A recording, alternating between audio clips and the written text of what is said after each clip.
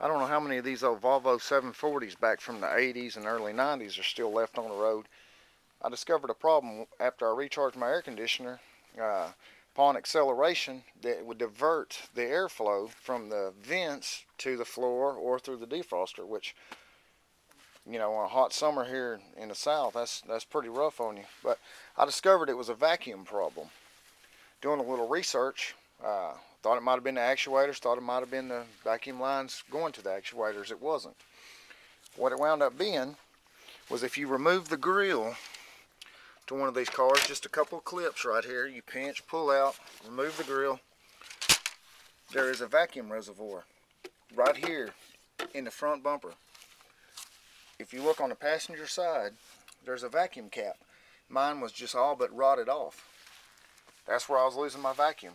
That improved fuel mileage, the running of the vehicle, and on your AC selector, it actually blows where it should. So anyway, figured I'd try to save somebody a little headache on one of these cars. Thank you.